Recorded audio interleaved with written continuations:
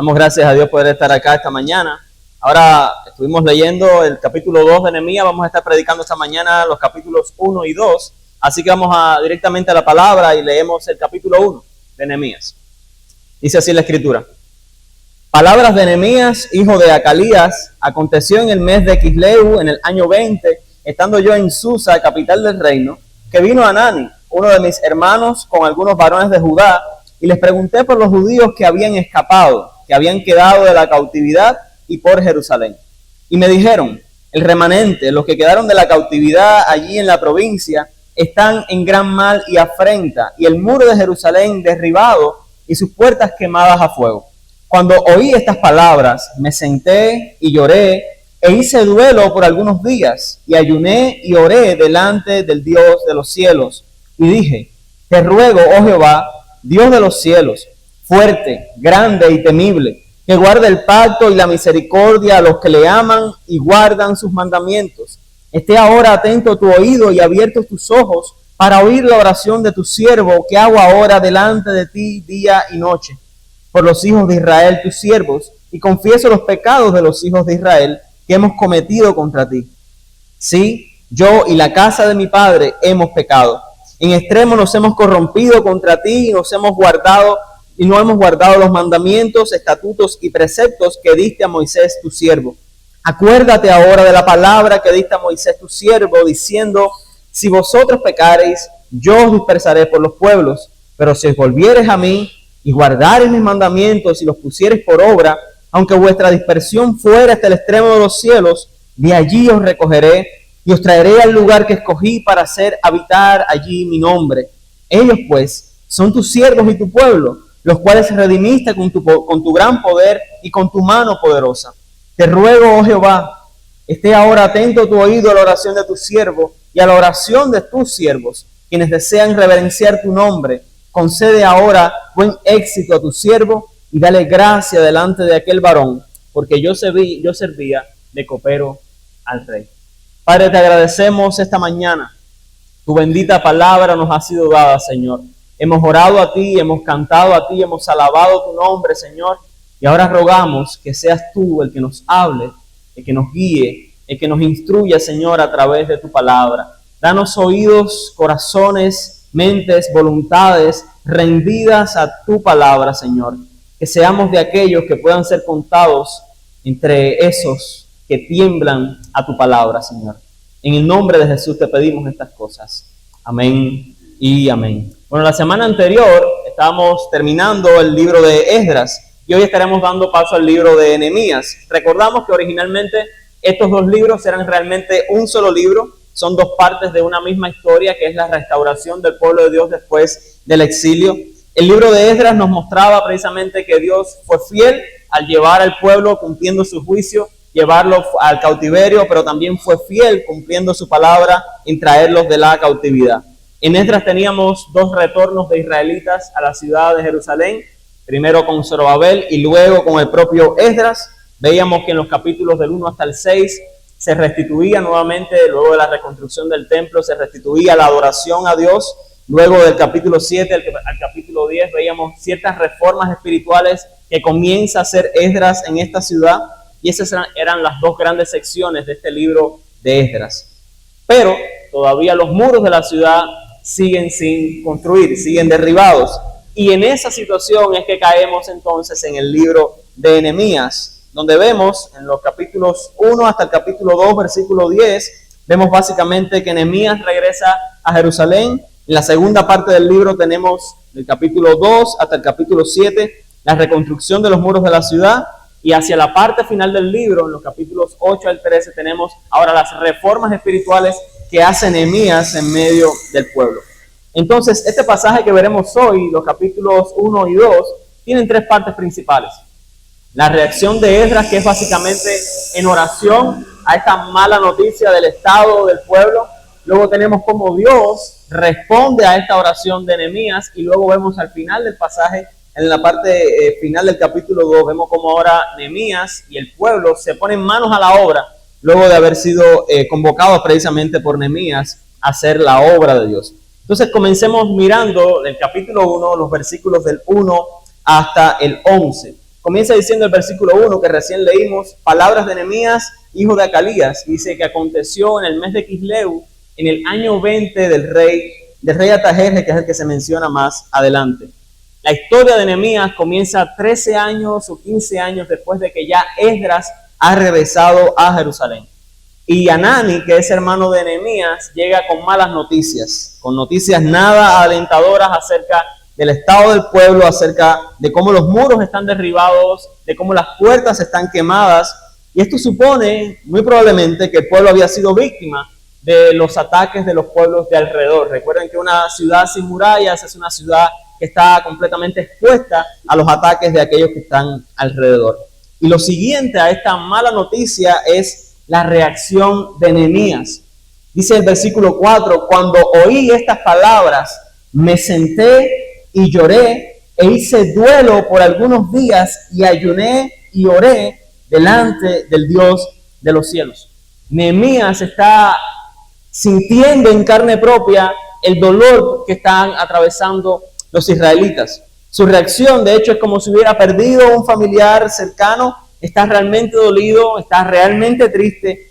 Sin embargo, mi hermano, y eso es algo muy interesante, el sufrimiento que está ahora experimentando Nehemías, lejos de provocar en él, como suele ocurrir lamentablemente con nosotros, levantarnos en queja contra Dios, no lo hace alzar el puño contra Dios, no le hace hacer una rabieta, ¿verdad?, delante de Dios, sino más bien, este sufrimiento lo que hace es provocar que Nehemías se acerque más a Dios y que busque a Dios por medio de la oración. De hecho, la Escritura en el Nuevo Testamento, el apóstol Santiago dice, aquel que está triste, ¿haga qué cosa? Haga oración. Nehemías no había leído Santiago, pero conocía la palabra de Dios y sabía que el sufrimiento que Dios permite que llegue a nuestra vida es precisamente con esa intención, traernos hacia el Señor, llevarnos a la comunión con Dios. Entonces, por algunos días, nos dice el propio Nehemías, él estuvo en esa condición. O sea, que no era un dolor pasajero. O sea, Nehemías simplemente no recibe, como a veces nos pasa, la noticia de algo que ocurrió y nosotros seguimos con nuestra vida. No, realmente Nehemías está afectado por esta noticia que él ha recibido y trae esta carga delante de Dios en ayuno y oración. Y no quiero que perdamos de vista esto. Israel regresando a la tierra prometida es básicamente una imagen del reino de Dios. El pueblo de Dios en el lugar de Dios, bajo el gobierno y la bendición de Dios. Nehemías entonces sí está sinceramente dolido y sinceramente preocupado por el pueblo, por sus hermanos israelitas, pero está sinceramente dolido y sinceramente preocupado por el reino de Dios, por el avance del reino de Dios. Entonces, Nehemías comienza su oración, que para nosotros realmente quiero que veamos esto, es un precedente y un modelo para nuestra propia vida de oración. Dice el versículo 5, comienza así Nehemías su oración. Versículo 5, y dije, te ruego, oh Jehová, Dios de los cielos.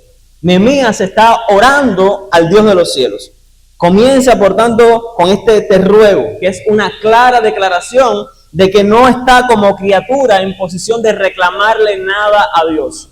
Él es creación de Dios, no tiene nada que exigirle al Dios de los cielos. Es alguien, mi hermano, que está suplicando, alguien que está rogando.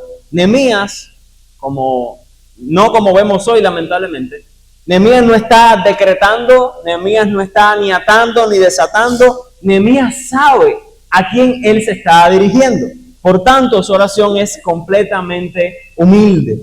Lo segundo que hace Nehemías, fíjate cómo sigue el versículo 5, tú eres el Dios de los cielos, tú eres fuerte, tú eres grande, tú eres temible, tú guardas el pacto y la misericordia a los que te aman y guardan sus mandamientos. Lo siguiente en la oración de Nehemías es que él reconoce el carácter de Dios. Vuelve a repetir que tú eres el Dios de los cielos, que tú eres fuerte, que tú eres grande, que tú eres temible, que tú eres fiel y misericordioso. Y yo he notado, mi hermano, lamentablemente, en mi propia experiencia, en la experiencia de otros hermanos, no solamente que sabemos muy poco acerca de la verdadera oración, no solamente que oramos mal en ocasiones como dándole órdenes a Dios sin entender nuevamente que Él está en los cielos, que Él es nuestro creador y que nosotros somos sus criaturas, que simplemente por su gracia somos capaces de acercarnos a Él y traer nuestras peticiones delante de Él, Pero no solamente que oramos mal, sino que oramos muy poco, realmente muy poco. No oramos, mi hermano, por falta de tiempo. Es la excusa que solemos levantarme. Tengo muy poco tiempo para orar. No, no oramos por falta de tiempo, oramos por falta de planificación. No oramos, mi hermano, porque estamos demasiado cansados. Dejamos de orar muchas veces porque somos vagos para las cosas realmente espirituales. Y aquí hay otra razón. O sea, tampoco dejamos de orar porque nos faltan los motivos para orar, sino muchas veces nos falta la motivación para orar. Pero no solamente esto. Y Nehemías me da otra de las razones por las cuales nosotros oramos tampoco. Oramos tampoco muchas veces porque no conocemos al Dios al cual nosotros oramos. No conocemos al Dios de la Biblia como Él se ha revelado en su palabra. Sabemos tan poco de su carácter, de sus planes, de cómo Él obra, que no somos motivados a la oración. Hermanos, si nosotros tuviéramos la imagen que tiene Nehemías de Dios, si nosotros entendiéramos lo que cada uno de estos atributos que está diciendo Nehemías, que tú eres grande, fuerte, temible, fiel, misericordioso, si nosotros comprendiéramos eso, mi hermano, entenderíamos que cuando oramos, no solamente no es una obligación, sino que es un privilegio, es un placer. A través de conocer el carácter de Dios nos damos cuenta que nuestra comunión es con el ser más perfecto, más bello, más deseable, más glorioso, y es el tiempo más deleitoso que vamos a tener en toda nuestra vida, el tiempo que pasamos en comunión con Dios. Entonces, ¿tú quieres orar más? ¿Quieres orar mejor? Pues tú necesitas meditar en el carácter de Dios. Tú necesitas meditar en la perfección de Dios. Tú necesitas rogar por una comprensión mayor de quién es Él y de lo que Él ha hecho y de lo que Él hará. Una vez tus rodillas, mi hermano, empiecen a doblarse un poquito más seguido, verás cómo empiezas a crecer espiritualmente. Pero hay 3 elementos más que Nehemías añade a nuestro modelo de oración. Y es perseverancia, intercesión y confesión. Dice Nehemías que él oraba de día y de noche. Él traía delante de Dios estas oraciones de día y de noche, orando no solamente por el pueblo de Judá, sino orando en cierto sentido y con el punto bien claro, estoy orando porque el reino de Dios avance. Y la Biblia nos llama precisamente a esta oración constante, perseverante, sin cesar. La perseverancia en la oración, mi hermano, es señal de que creemos de que Dios va a responder nuestra oración. Una vez dejamos de creer de que Dios está atento a nuestras oraciones, vamos a dejar de insistir. Pero eso nunca pasó por la mente de Nehemías. Él continuaba trayendo día y noche y su oración era por el pueblo. Había muchos de este pueblo de Judá a quienes él nunca había visto, no conocía sus nombres, pero él sabía que eran sus hermanos. Pero nuevamente está orando para que el plan de Dios y el reino de Dios que está presente a través de este pueblo en este lugar, pues pueda avanzar, pues pueda caminar. Y Jesús en la oración modelo, la que conocemos como el Padre Nuestro, comienza precisamente así, Padre Nuestro, recordándonos que cuando venimos a Cristo no solamente nos dirigimos a nuestro Padre, sino al Padre de nuestros hermanos. Es lo que está haciendo Nehemías acá, está trayendo una oración porque el reino de Dios avance, porque Dios sea santificado y porque el pueblo de Dios sea bendecido. Venimos a formar parte de una gran familia, en las cuales si te miras al lado te darás cuenta que no todos tenemos el mismo color de piel, no todos tenemos el mismo carácter, no tenemos las mismas cualidades ni físicas ni morales, sin embargo, todos hemos sido lavados por la misma sangre y en todos y cada uno de nosotros mora el mismo Espíritu de Dios. Entonces es apropiado, mi hermano, no ser tan egoístas y solo pensar en nosotros cuando oramos, sino más bien también recordar a nuestros hermanos, los que seguramente estarán atravesando por las mismas batallas por las cuales nosotros doblamos rodillas. Nehemías confiesa los pecados del pueblo. Él sabe que si el pueblo está atravesando por este gran mal, es muy probablemente debido a sus pecados, porque Dios es fiel en castigar, Dios es fiel en disciplinar para que ellos se vuelvan a Él. Ahora, venimos a Dios, nosotros hoy, y nos dirigimos a Dios muchas veces, todavía llevando a cuesta nuestros pecados y atesorando pecados sin arrepentirnos de ellos. Incluso llegamos a tener un pensamiento tan horrible como este: Dios me recibe a través de Jesús. No hay necesidad de pedir perdón, porque ya Cristo pagó por mis pecados. Y yo quiero a los que piensan así hacerle esta pregunta: ¿cómo puede Dios escuchar la oración de aquellos están usando su gracia para seguir pecando, para seguir viviendo en el pecado. La confesión de pecados, por tanto, como nos está mostrando Nehemías, es un elemento que debe permanecer en nuestra vida de oración. Es un elemento que traemos y que debe caracterizar toda nuestra vida de oración. Pero hay todavía algo más. Mira los versos 8 y verso 9. Acuérdate ahora de la palabra que diste a Moisés, tu siervo, diciendo, si vosotros pecares, yo dispersaré por los pueblos. Pero si volvieres a mí, guardares mis mandamientos y los pusieres por obra, aunque estuvieses en el extremo de la tierra, de allí te voy a recoger y te voy a traer al lugar que escogí para hacer habitar allí su nombre. Y Nehemías está diciendo, acuérdate, Señor, acuérdate. ¿Qué pasa? ¿Que Dios tiene mala memoria? No, mi hermano, Dios no tiene mala memoria. Nehemías está usando las escrituras en su contexto correcto y en su sentido correcto, con un entendimiento acertado, y está rogando a Dios que sea fiel a lo que Él ha prometido hacer. Y hay varios pasajes que Nehemías tiene en mente cuando trae esta petición a Dios. Y quiero leerte, hay uno para aquellos que toman notas, hay uno en Deuteronomio capítulo 4, los versículos 25 y 31, y hay otro en Levítico capítulo 26, los versículos 40 al 42. Quiero leerte el que aparece en Deuteronomio capítulo 4, versículo 25. Dice esto Moisés: cuando hayáis engendrado hijos y nietos y hayáis envejecido en la tierra, si os corrompieres e hicieres escultura o imagen de cualquier cosa, e hicieres lo malo delante de los ojos de Dios, vuestro Dios, para enojarlo, yo pongo hoy por testigo al cielo y a la tierra, oigo por testigo al cielo y a la tierra, que pronto perecerán ustedes toda la tierra y que van a ser destruidos. Que Jehová los esparcirá por los pueblos que servirán a aquellos dioses hechos de manos de hombre, dice el verso 29, mas si desde allí buscares a Jehová tu Dios, lo hallarás. Y si lo buscares de todo tu corazón y de toda tu alma, dice el verso 31, porque Dios misericordioso es Jehová tu Dios. No te dejará, ni te destruirá, ni se olvidará del pacto que le juró a tus padres. Nehemías está orando simplemente lo que Dios está prometiendo hacer. Yo no voy a olvidar mi pacto. Nehemías está trayendo delante de Dios esta petición: Señor, tú eres fiel. Por tanto, yo sé que tú no faltarás en cumplir tu palabra.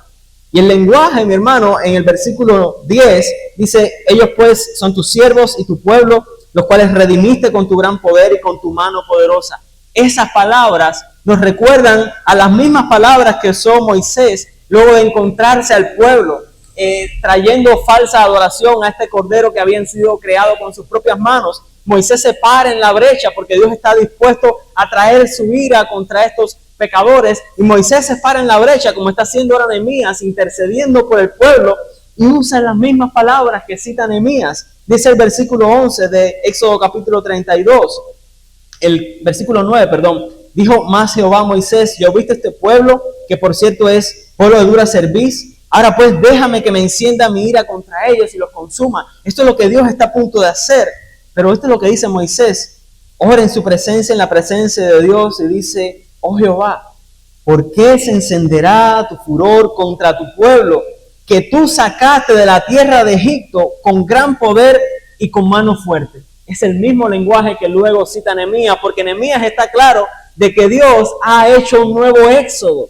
Dios ha traído de la cautividad a su pueblo, y Dios no va a destruir a su pueblo porque Él va a ser fiel al pacto mientras su pueblo se vuelva a Él. Entonces, no lo destruyas, Dios. Nosotros entonces, mi hermano, nos damos cuenta a través de este pasaje que nuestra lectura de la Biblia y nuestro tiempo de oración no son dos medios de gracia que están excluidos. O sea, no es como a veces decimos: yo soy más de orar o yo soy más de leer la Biblia.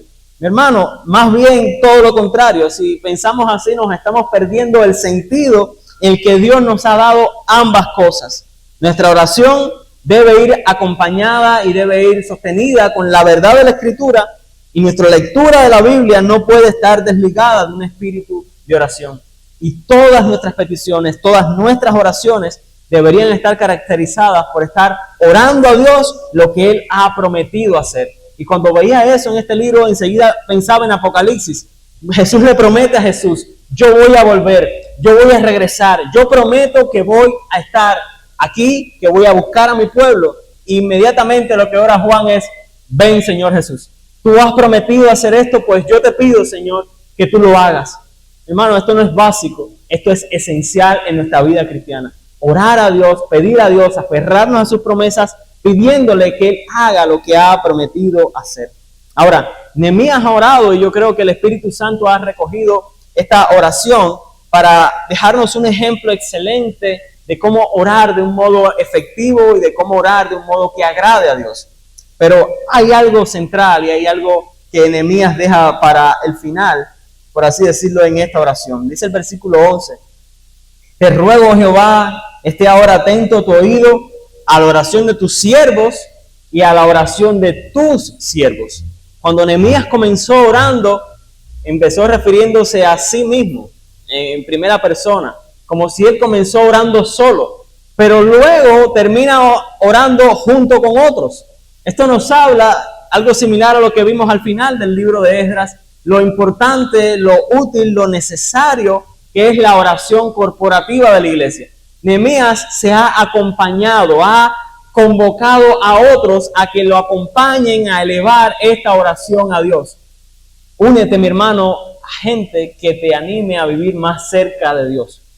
Gente que te lleve más cerca del carácter de Dios, que te ayude a crecer en carácter cristiano. Él estaba solo, o al menos eso parece, pero al final nos damos cuenta que él está con otros y que hay otros que han sido convocados por él para orar a Dios, clamar por misericordia por el pueblo, clamar por gracia de Dios para que su reino avance.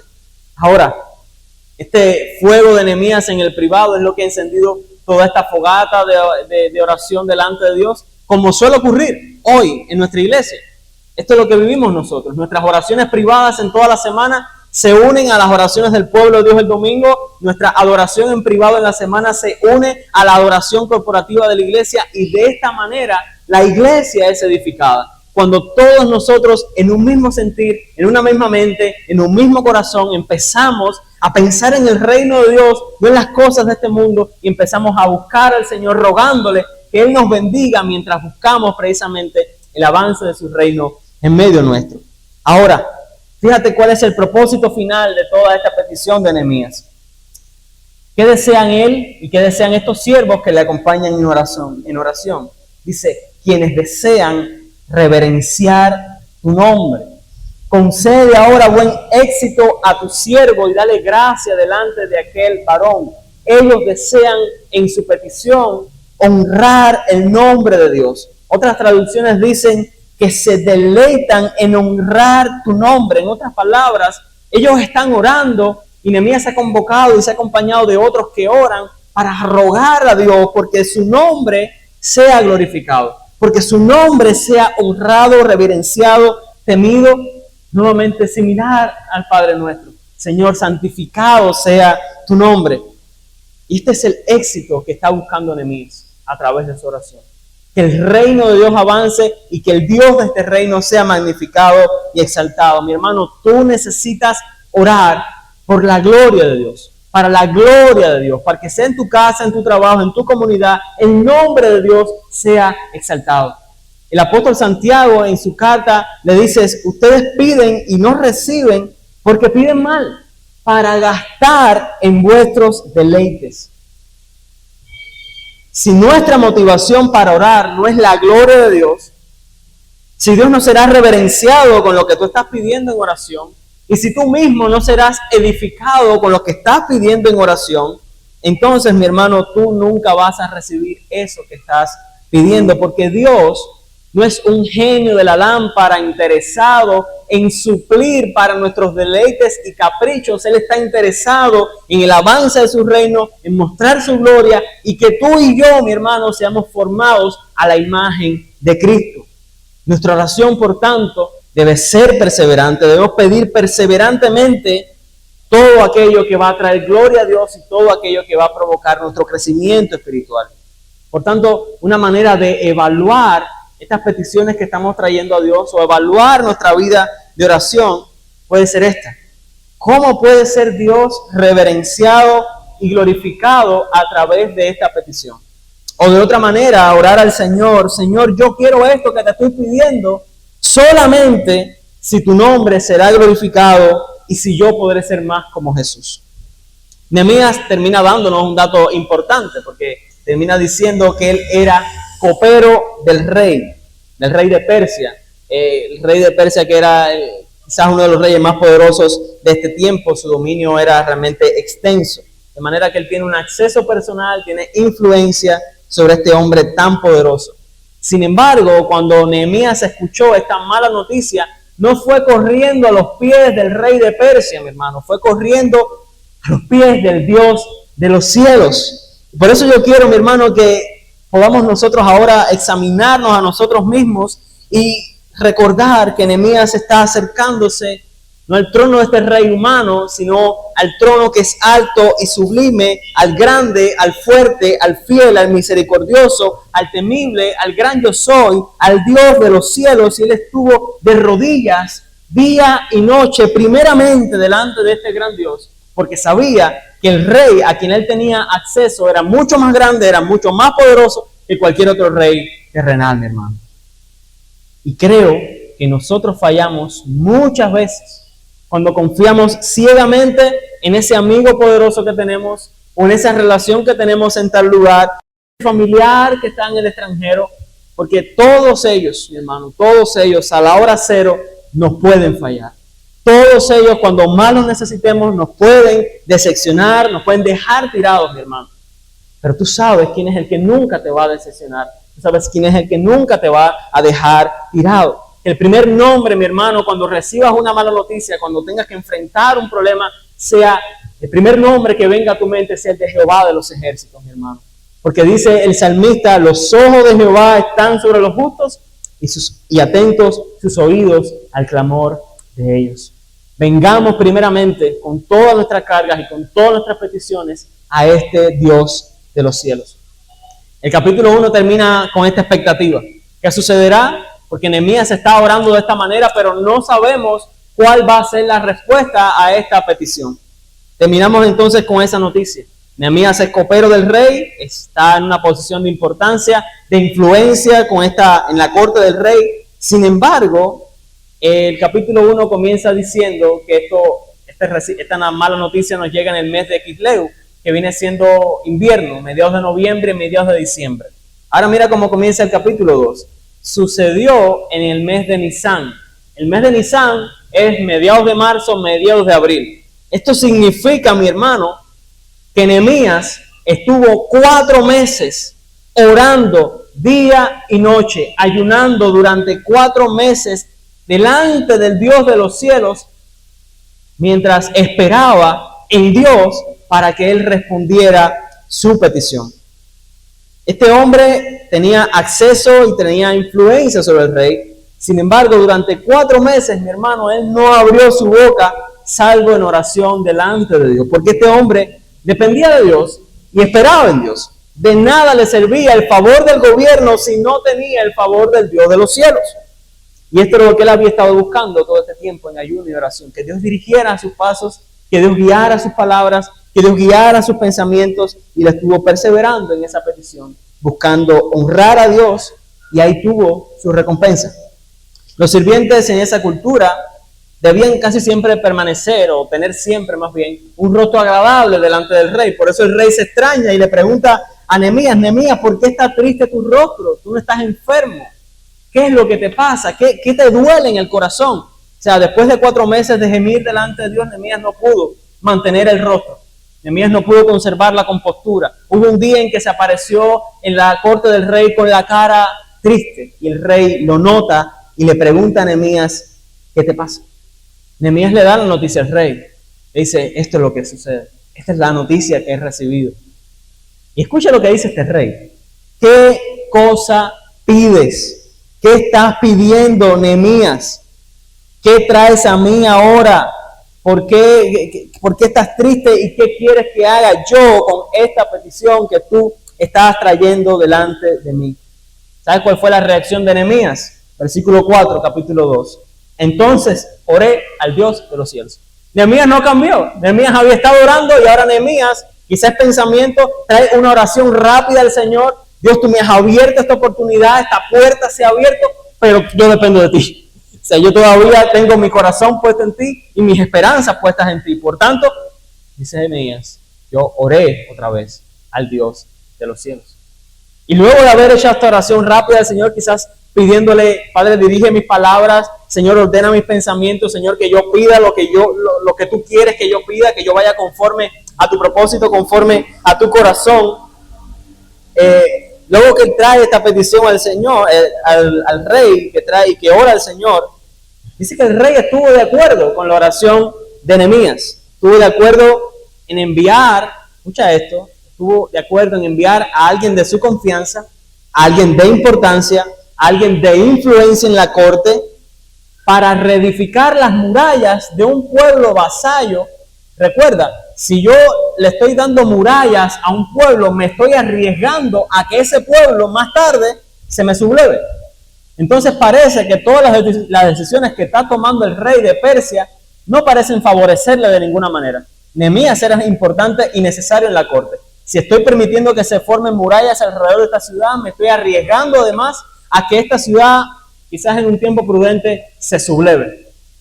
Pero era Dios el que estaba guiando todas y cada una de estas cosas, todas y cada una de estas peticiones. Parece riesgosa la petición del rey y se la concede a Nehemías. O sea, la petición que Nehemías trae delante del rey parece riesgosa que él la cumpla, pero el rey está de acuerdo. Y cualquiera de nosotros hubiese dicho, bueno, ya está, ya conseguí el permiso. Pero Nehemías, mi hermano, es un hombre de fe. Nehemías conoce al Señor.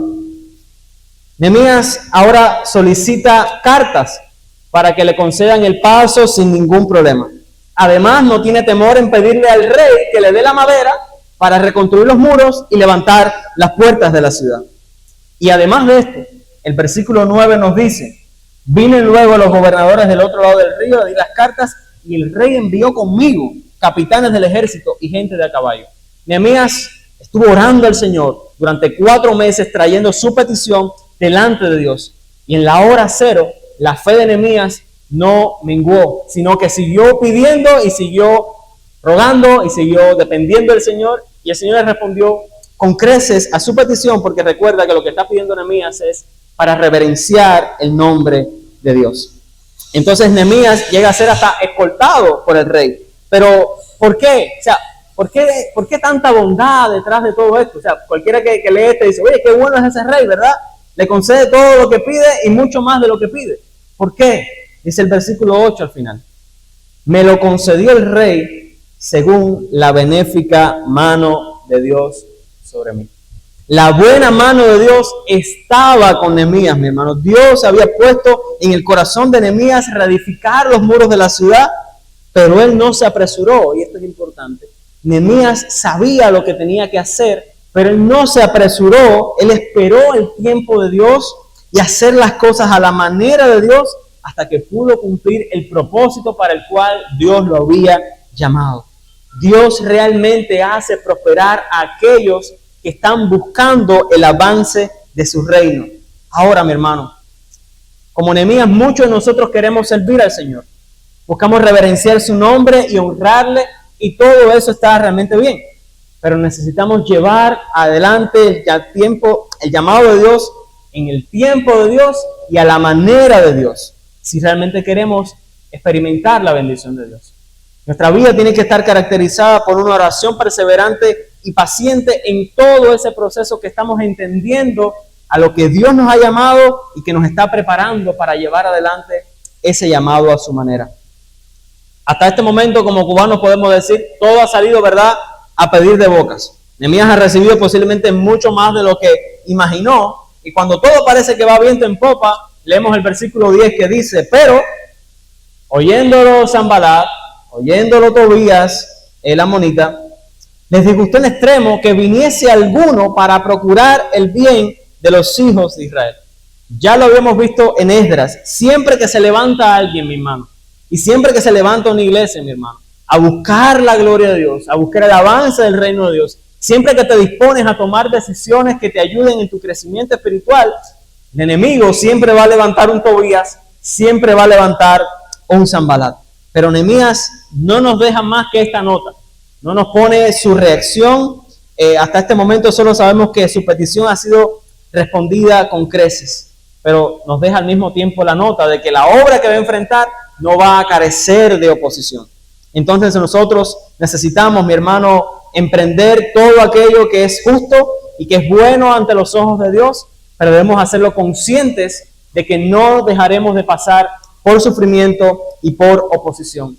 Si vamos a llegar a la casa de Dios y sentarnos en su mesa, no lo vamos a hacer a través de los pactos delicados del Salmo 23, lo vamos a hacer atravesando el valle de sombra de muerte, donde el callado de Dios y la gracia de Dios van a estar con nosotros. Entonces, toda guerra, todo crecimiento espiritual debe llevarse adelante en medio de guerra espiritual, en medio de oposición de nuestra carne, del mundo y del diablo. Ahora, en la parte final, los versículos del 11 hasta el 20, Nehemías y el pueblo se ponen manos a la obra. Nehemías lleva 3 días ya en Jerusalén, da un paseo a caballo por la noche para hacer inspección del estado de la ciudad, y dice el versículo 13, salí de noche por la puerta del valle hacia la fuente del dragón y a la puerta del muladar, y observé los muros de Jerusalén que estaban derribados y sus puertas que estaban consumidas por el fuego. Una cosa es escuchar que algo malo ha ocurrido y otra cosa es presenciar en carne propia cuán malo es el estado de las cosas. Esto es lo que Nehemías está viendo. Él hace 4 meses había escuchado que esto estaba ocurriendo, pero ahora está delante del dolor, está delante de la aflicción del pueblo. Sin embargo, mi hermano, ante esa imagen triste, imponentemente triste y desoladora, entiende Nehemías que era una obra monumental la que habría que llevar a cabo, y cualquiera de nosotros hubiese considerado rendirse antes de siquiera poner el primer clavito o levantar el primer ladrillo. Pero ¿qué sostiene a Nehemías cuando se da cuenta que la obra que tiene que emprender está fuera de su límite, está fuera de su capacidad? Nehemías ha ido allí, mi hermano, bajo la convicción de que Dios le ha confirmado con creces: yo te he llamado a esto. Mi propósito contigo es este. Y lo que está sosteniendo a Nehemías en este momento es al Dios de los cielos, a quien él estuvo orando y clamando por 4 meses, ese que es fuerte, que es grande, que es temible y que gobierna sobre los cielos. Eso es lo que nos sostiene a nosotros como cristianos y como iglesia para seguir avanzando el reino de Dios. Dios nos ha llamado a esto. Esto es lo que Dios ha querido para nosotros. Y es el Dios de los cielos, el que es fuerte, el que es grande, el que es temible, el que es fiel, el que es misericordioso, el que va a echar adelante esta obra, mis hermanos. Ahora, en el versículo 17, Nehemías no está solo. Nehemías comparte la visión que Dios le ha entregado con aquellos que están en Jerusalén. Le dice el versículo 17, vosotros veis el mal en que estamos, que Jerusalén está desierta, que sus puertas están consumidas por el fuego. Y este es el llamado de Nehemías: venid y edifiquemos el muro de Jerusalén y no estemos más en oprobio. Dice el versículo 18, entonces les declaré cómo la mano de mi Dios había sido buena sobre mí, y asimismo las palabras que el rey me había dicho. ¿Y qué dijeron ellos, mi hermano? Levantémonos y edifiquemos. Nehemías comparte la visión que Dios les ha dado. Al igual que lo hizo anteriormente, acumulando gente alrededor para que la acompañen en oración, ahora convoca a otros a hacer la obra de Dios, que es la reconstrucción de los muros. Y eso es lo que hace un líder. Un líder influencia a otros con la visión que Dios le ha dado. Es capaz de llevar a la gente a su misma convicción. La mano de Dios ha sido buena sobre mí. Además, me ha confirmado Dios guiando el corazón del rey para que nos dé su aprobación para levantar estos muros. Y este hombre debió entregar ese mensaje con pasión, debió entregarlo con convicción, con seguridad, porque inmediatamente la gente responde: sí, Nehemías, sí, Dios está contigo, lo que tú nos dices es lo que Dios quiere para nosotros, levantémonos, edifiquémonos. Para ellos estaba claro que era Dios el que había sido, el que había respaldado toda esta obra y el que les estaba llamando y que les estaba convocando a hacer esta obra. Y como dice el pasaje, así esforzaron sus manos para bien. Cuando vemos todo esto que Nehemías está haciendo como intercesor, como alguien que va a edificar, no podemos dejar de pensar en Cristo. Él está funcionando aquí como alguien que está tipificando a Cristo o que está apuntando a Cristo. Por ejemplo, Nehemías ora por sus hermanos israelitas, intercede a ellos delante de Dios, Pero Cristo es el único y perfecto mediador entre Dios y los hombres. Él es nuestro representante perfecto ante Dios, nuestro abogado, quien oró por sus discípulos antes de la cruz y quien está también orando hoy por nosotros ante el Padre sentado a su diestra. Nehemías pudo llevar adelante esta labor solamente durante el tiempo de su vida, pero Cristo, como perfecto sacerdote, como perfecto mediador, ora por nosotros, e intercede por nosotros y es nuestro abogado eternamente y para siempre.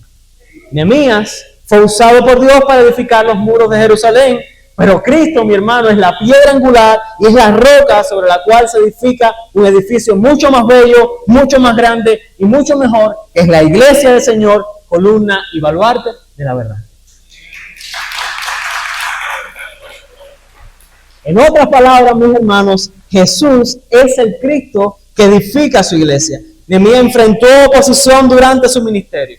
Algunos hombres se pusieron a su obra, pero Cristo, mi hermano, enfrentó una oposición todavía mayor: la muerte, el pecado y Satanás. Los tres enemigos que ningún hombre, ninguno de nosotros puede vencer. Pero a todos ellos, Cristo los venció cuando más débil parecía, en la cruz del Calvario, dando su vida en rescate por aquellos que confiarían en Él para salvación, y que resucitó al de los muertos al tercer día, como demostración de que Él fue el sacrificio acepto, perfecto. Y ahora, mi hermano, mientras su iglesia, aquellos que hemos sido lavados con su sangre, somos sometidos a oposición en este mundo, su promesa sigue firme: las puertas del Hades no prevalecerán contra mi iglesia. De esta manera, mis hermanos, Cristo es un mejor Nehemías, es un mejor intercesor y es un mejor constructor. Cristo durante su ministerio tuvo que enfrentar, como decía, la oposición mientras edificaba, tuvo que lidiar con gente como Judas, como los fariseos que solo querían destruir la obra de Dios. Y a Nehemías no le fue diferente, ¿verdad? De la misma manera, como leíamos en el versículo anterior, unos se están levantando y edificando junto a él. Ya leímos en el versículo 10 del capítulo 1 que ya Sanbalat y Tobías estaban bravos porque hay uno que está procurando el bien del pueblo. Ahora leemos en el versículo 19, cuando lo oyeron Sanbalat, Tobías y se les une otro, Gesén el árabe, hicieron escarnio de nosotros y nos despreciaron diciendo: ¿qué es esto que hacen vosotros? ¿Sabes qué significa eso cuando están diciendo qué es esto que hacen vosotros? Que ese muro que ustedes están levantando lo va a tumbar una zorra cuando salte por ahí. Están despreciando la obra que ellos están haciendo. Ustedes se van a rebelar contra el rey. Empiezan a levantar falsas sospechas, malas sospechas, falsas acusaciones. Y cuando yo leí ese pasaje, leí esa sección, me recuerda un poco a lo que sucede particularmente con nuestra iglesia, y no solamente con nuestra iglesia, sino con otras iglesias. Porque nosotros, por la gracia de Dios, quiero enfatizar que por la gracia de Dios, nos alejamos de entretener a nuestros miembros con cosas que nada aprovechan. Nos alejamos de los shows, nos alejamos de los jueguitos en el culto, y en su cambio ponemos la Biblia, ¿verdad?, en el medio de todo lo que hacemos. Y cuando eso ocurre, siempre se levantan comentarios de menosprecio como el de Sanbalat, Tobías y Gesén, de este tipo.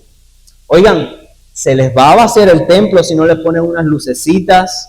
Se le van a ir todos los jóvenes, que por cierto ayer éramos unos cuantos estudiando el libro de los Salmos. Se le van a ir los jóvenes si no les haces una dinámica, ¿verdad? O por el contrario, algunos dicen: a la gente hay que entretenerla, si no la gente se te va a ir.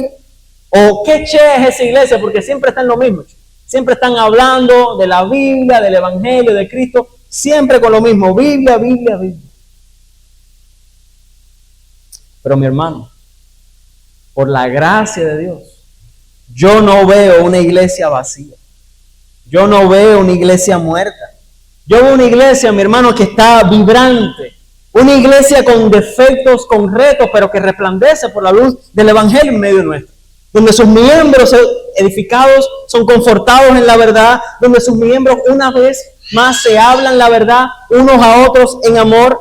Y hay mucho que andar todavía, mi hermano, pero vamos por buen camino, porque estamos trabajando para hacer a nuestra iglesia no como el mundo la quiere, no al estándar del mundo, sino como Dios la quiere y al estándar que Dios ha puesto en su palabra, mi hermano.